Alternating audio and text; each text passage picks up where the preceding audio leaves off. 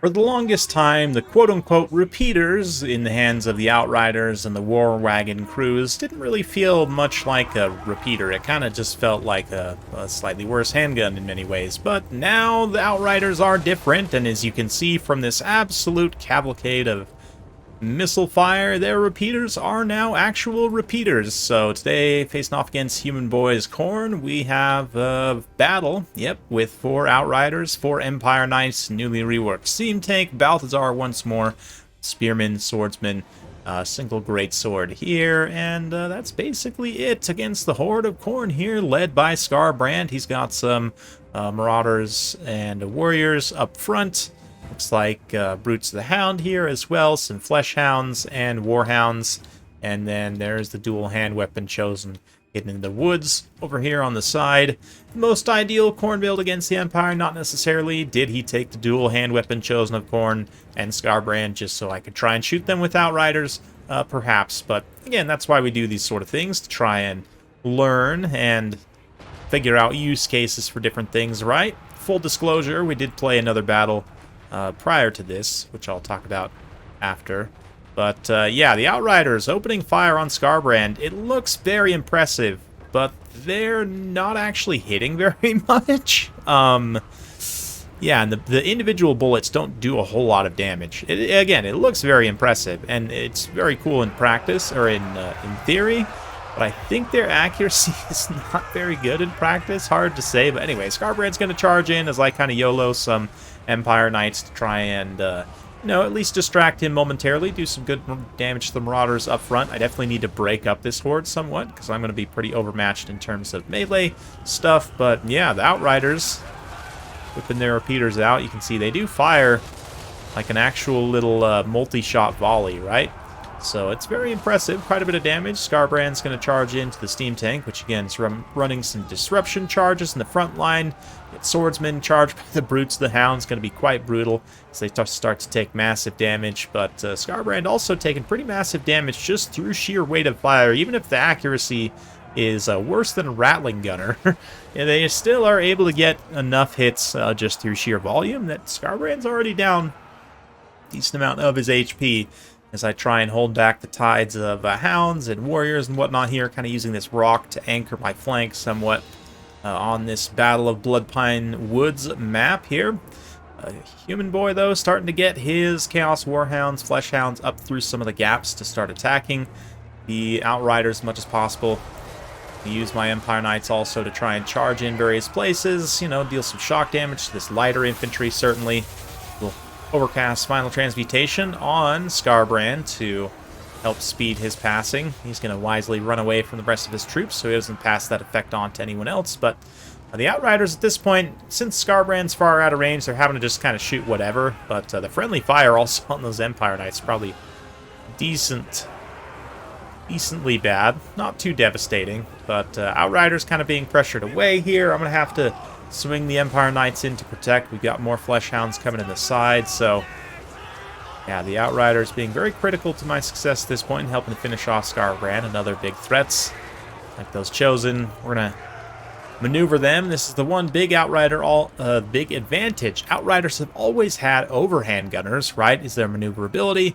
Their DPS, at least on paper, is much higher now, but again, the accuracy is so bad that this is not actually real. Like, you're going to get maybe 1 to 2 shots out of these 6 landing consistently, depending on the target. I'm going to try and get them in a position here to shoot at these Chosen of Khorne, or maybe some other targets, so I can show you guys that here momentarily. But another Searing Doom being popped. Not doing too much. I didn't want to put it directly on the Knights, but I probably could have positioned that a little bit closer to them. But the Outriders here positioning themselves up and around the side, trying to find an avenue where I can shoot in at Skarbrand with relative safety. The Warhounds definitely could have swung out perhaps right there and pressured at least the one of them. But the rest of the Warhounds are busy chasing the Knights off right now after they've been broken by Balthazar. We've still got a handful of Knights holding the line here as well. But yeah, by sheer weight of fire, we're going to get it done and finish off Skarbrand here. As a Steam Tank sort of holds it in place. It's not like it can actually hold it in place, but yeah, Skarbrand does go down to that overwhelming stream of missiles. Now we're going to open up on the Chosen, who currently cannot die and are unbreakable from the relentless rage. But yeah, even shooting like a multi-model infantry unit where you would think like, oh yeah, because there's so many targets, surely they're going to have to actually get some hits, but no, and especially because of the slope here, like a lot of the shots end up sailing over the heads of the Chosen, and it's just not doing as much damage, you know, as I thought maybe it would, especially considering the missile strength on paper, right? And visually, again, it looks very impressive, but then you actually realize how much damage it's doing, and it's like, oh, this is like, you know, 700 cost. Should be, in theory, high DPS skirmish cavalry, and they're just really not doing a lot of burst. I don't know. Maybe you guys can change my opinion on this, but Steam Tank, the Terror, eventually does kick in, and it's not like they're not effective. They are eventually able to do what they need to. It's just, yeah, again, other replays as well you guys will see. I think the accuracy of this repeater gun maybe needs to be improved slightly, but I definitely like the change overall.